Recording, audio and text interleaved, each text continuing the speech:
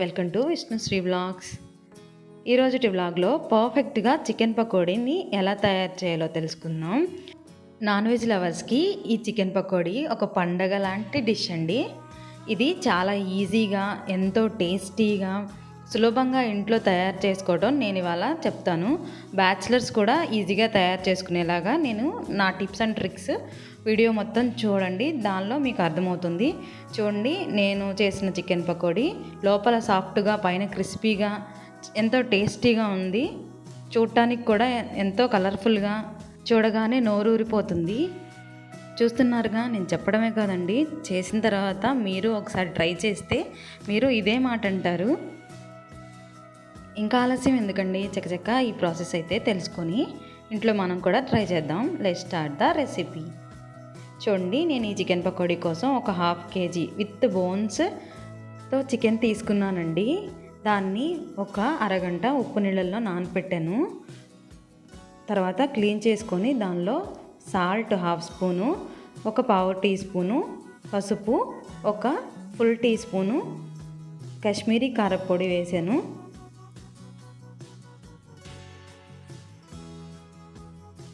చూడండి, ఇంత పెద్ద పెద్ద ముక్కలు కట్ చేసుకున్నాము. అవి వేగుతాయా లేదా, లోపల గట్టిగా ఉంటాయి రబ్బర్లా అనుకోకండి, చాలా బాగా వేగుతాయి. నేను దానికి కూడా ట్రిక్ చెప్తాను. చాలామంది చెప్పే కంప్లైంట్ ఏంటంటే చికెన్ పకోడీకి కోటింగ్ అనేది సరిగా పట్టట్లేదు, చికెన్ లాగా వేగుతుంది, లేకపోతే ఉడకట్లేదు, లేకపోతే ఇంకా రబ్బర్లా ఉంటుంది, గట్టిగా ఉంటుంది అంటారు కదా. అవేమీ లేకుండా నేను చక్కగా క్రిస్పీగా, లోపల సాఫ్ట్గా, టేస్టీగా ఉండేలాగా ఈ చికెన్ పకోడీని తయారు చేసి చెప్తున్నాను. నా టిప్స్తో కనుక మీరు ఈ చికెన్ పకోడీని ఒకసారి ట్రై చేసి చూడండి. చూడండి, నేనైతే ఒక లెమన్ని పిండుకున్నాను. దాని తర్వాత ఒక 2 స్పూన్స్ కార్న్ఫ్లోర్ని యాడ్ చేస్తున్నాను. ఒక 2 స్పూన్స్ శనగపిండి. పకోడీ అంటే ఏంటండి, శనగపిండి కంపల్సరీ ఉండాలి కదా, సో శనగపిండి వేయండి. ఒక స్పూను రైస్ ఫ్లోర్. ఈ రైస్ ఫ్లోర్ వల్ల క్రిస్పీనెస్ వస్తుంది. కార్న్ఫ్లోర్ లేకపోతే మీరు మైదా అయినా యూజ్ చేసుకోవచ్చు.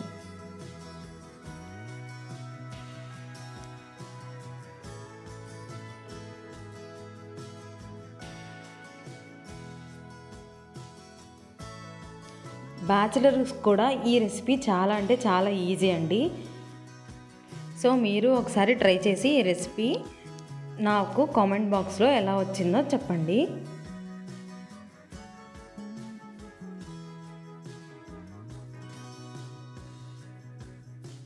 చికెన్ పకోడీ సాఫ్ట్గా, బయట క్రిస్పీగా, జ్యూసీగా, టేస్టీగా ఎలా వచ్చింది అని అంటే, నేను చెప్పే టిప్ ఏంటంటే, ఒక నైట్, ఫుల్ నైట్ మొత్తం ఈ చికెన్ పకోడీ నేను చెప్పిన కొలతలతో, ఈ స్పైసెస్తో కలిపి బాగా మసాజ్ చేసి ఒక నైట్ మొత్తం ఫుల్గా మ్యారినేట్ చేయండి, ఫ్రిడ్జ్లో పెట్టండి. సో అప్పుడు ఆ జ్యూసెస్ అన్నీ చికెన్కి పట్టి చాలా టేస్టీగా తయారవుతుందండి. ఎంతసేపు మ్యారినేట్ చేస్తే అంత టేస్టీగా ఉంటుందని మర్చిపోకండి. చూడండి, ఇక్కడైతే నేను ఒక టీ స్పూను జీరా ధనియా పౌడరు, ఒక టీ స్పూను గరం మసాలా, ఒక 1/2 teaspoon black pepper, 2 teaspoons అంటే టేబుల్ స్పూన్స్ కర్డ్ వేసాను. వీటన్నిటిని, ఈ స్పైసెస్ అన్నిటినీ కలిపేసి బాగా ముక్కలకి కోట్ అయ్యేటట్టుగా కలుపుకుంటున్నాను. అవసరమైతే ఒక చుక్క వాటర్ అనేది యాడ్ చేసుకొని నీట్గా మిక్స్ చేసుకోండి.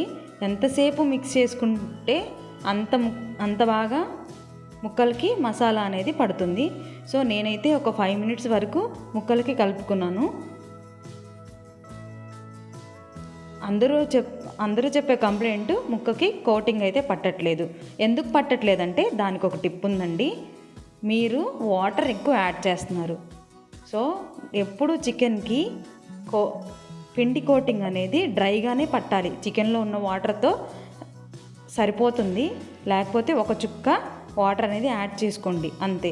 ఎక్కువ వాటర్ అనేది యాడ్ చేయటం వల్ల నూనెలో వేయగానే పిండి కోటింగ్ అనేది ముక్క నుండి విడిపోతుంది. సో ఈ టిప్ అయితే పాటించండి ఆయిల్లో ఫ్రై చేసేటప్పుడు. చూడండి, నేను ఒక 5 మినిట్స్ ఇలా కలుపుకున్న తర్వాత ఒక 2 టీ స్పూన్స్ అయితే అల్లం వెల్లుల్లి పేస్ట్ వేస్తున్నాను. 1 స్పూను అల్లం వెల్లుల్లి పేస్ట్ యాడ్ చేస్తున్నాను. మీకు ఇష్టమైతే ఫ్రై చేసే ముందు ఒక హాఫ్ ఎగ్ లేకపోతే 1 ఎగ్ ఫుల్ కలుపుకోండి, అలా కూడా బాగుంటుందండి. కాకపోతే ఇలా చేస్తేనే మన ఆంధ్ర స్పైసీ చికెన్ నీట్గా ఉంటుంది, ఆ ఎగ్ అనేది డామినేట్ చేయకుండా. దీనిలో అయితే నేను ఫుడ్ కలర్ ఏమి యాడ్ చేయలేదండి. చికెన్కి న్యాచురల్గానే కలర్ వచ్చేస్తుంది. చూడండి, 1 టీ స్పూను ఆయిల్ కొంచెమే వేసానండి, ఆయిల్ ఎక్కువ వేయలేదు. 1 టీ స్పూన్ ఆయిల్ కూడా కలిపి బాగా ఒక 5 మినిట్స్ వరకు మసాజ్ చేసుకుంటున్నాను. ముక్కకి ఈ పిండి మిశ్రమాన్ని బాగా మసాలాలతో పట్టించుకోవాలి.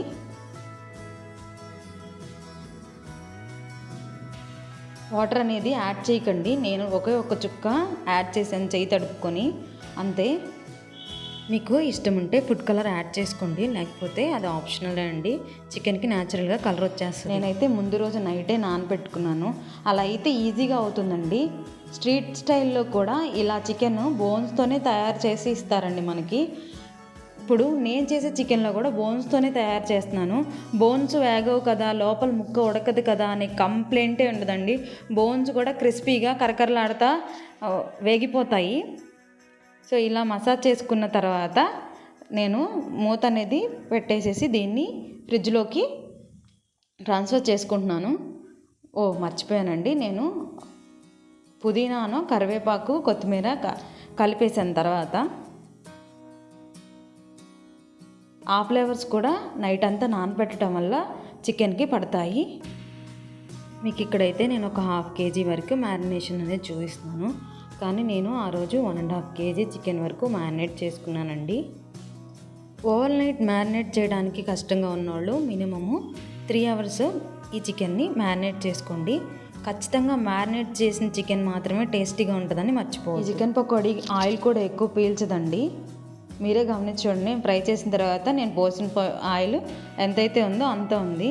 చూడండి, ఈ విధంగా కలుపుకొని చికెన్ని ఒక ఓవర్ నైట్ నేను మ్యారినేట్ చేసుకున్నాను ఫ్రిడ్జ్లో పెట్టి.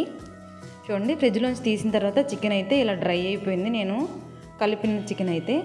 సో ఇంకా కూలింగ్ ఉంది కాబట్టి ఒక 30 minutes నేను బయట రూమ్ టెంపరేచర్లో ఉంచాను. ఒక 30 minutes తర్వాత తీస్తే చికెన్ అయితే ఇలా ఉంది.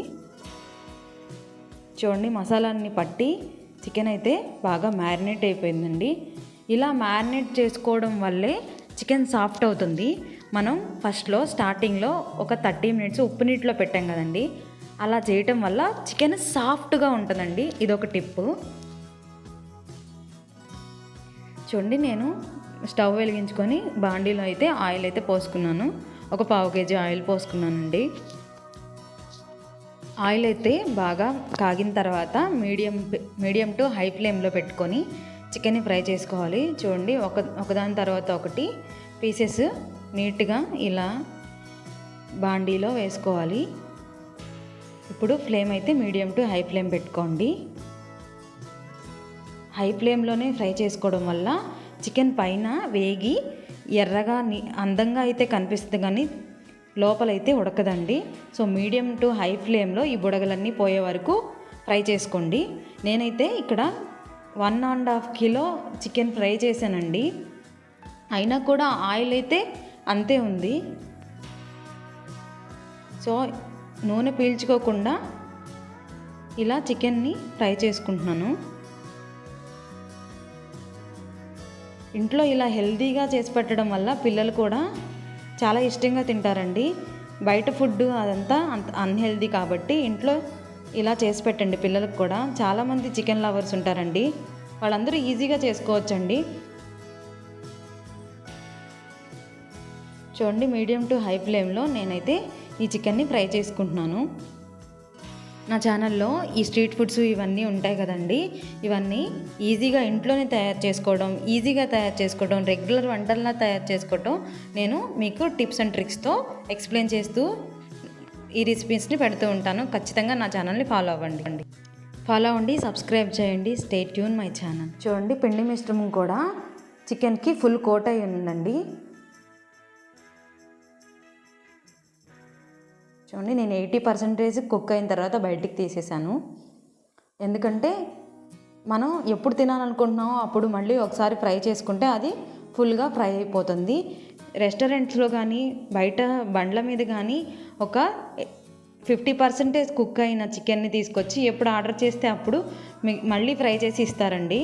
అలాగే మీరు ఎప్పుడు చుట్టాలు వస్తున్నారు, ఎప్పుడు ఆ టైంలో వేయించి పెట్టే ముందు ఇలాగే ముందు తయారు చేసుకొని పెట్టుకుంటే తర్వాత వేయించేసి ఇచ్చేయచ్చు, త్వరగా ఈజీగా ఇచ్చేయచ్చు. సో మా ఇంటికి ఆ రోజు మా సిస్టర్ వాళ్ళు వచ్చారండి. సో నేను ఆ టైంకి రెడీగా ఉంచుకొని ఒకసారి అయితే వీటిని మళ్ళీ ఫ్రై చేసి ఇచ్చాను. ఇక్కడ చూడండి, ఆయిల్ అయితే ఏమాత్రం పీల్చుకోలేదు.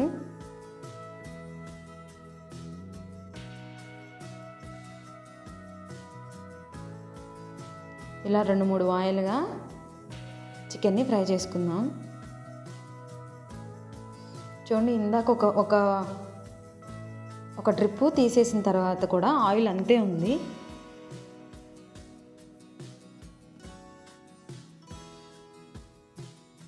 ఇలా మీరు కూడా ఇంట్లో నూనె పీల్చకుండా చికెన్ని తయారు చేసుకుంటారని నేను కోరుకుంటున్నాను. నా రెసిపీస్ అయితే మీకు నచ్చుతున్నాయి అని కోరుకుంటున్నాను. నచ్చిందా? మీ ఇంట్లో ఒకసారి అయితే ట్రై చేసి నాకు కూడా కామెంట్ బాక్స్లో ఎలా వచ్చిందో చెప్తూ ఉండండి.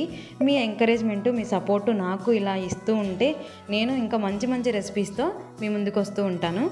నెక్స్ట్ అయితే ఓవెన్ లేకుండా పిజ్జాని, స్ట్రీట్ ఫుడ్స్, అందరూ ఇష్టపడే స్ట్రీట్ ఫుడ్స్ అందరూ ఇంట్లో చేయరు కదండి. ఇలాంటి స్ట్రీట్ ఫుడ్స్ ఈజీ టిప్స్తోని, ట్రిక్స్తోని ఇంట్లో పిల్లలకి ఈజీగా చేసి పెట్టేలాగా, అందరూ బ్యాచిలర్స్ కూడా చేసుకునేలాగా, ఓవెన్స్ ఇవేమీ అవసరం లేకుండా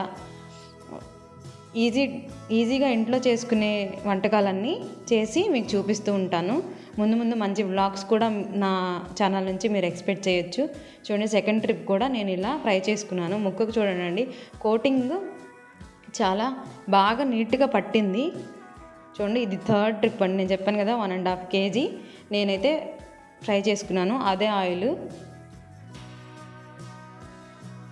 చూడండి. ఆ థర్డ్ ట్రిప్ కూడా వేగిన తర్వాత నేను గ్రీన్ చిల్లీని, కరివేపాకు అంటే కర్రీ లీవ్స్ని కూడా ఫ్రై చేసుకున్నాను. దానిలో పడిపోతే తీయటం కష్టమవుతుందని నేను జల్లెడ దాంట్లోనే వేయించుకొని పక్కన పెట్టుకున్నాను. చికెన్ కూడా వేగిందండి, పక్కకు తీసేస్తున్నాను. చూడండి, ఆయిల్ అయితే కొంచెం కూడా వేస్ట్ కాలేదండి. ముక్కలకి ఆయిల్ అయితే పట్టలేదు. చూడండి, నేను ఆల్రెడీ 80% కుక్ చేసుకున్నాం. అయితే మళ్ళీ ఒకసారి మా సిస్టర్ వాళ్ళు వచ్చినప్పుడు ఇలా ఫ్రై చేసుకుంటున్నాను. ఎంతో యమ్మీగా ఉన్నాయి కదండి చూస్తుంటేనే.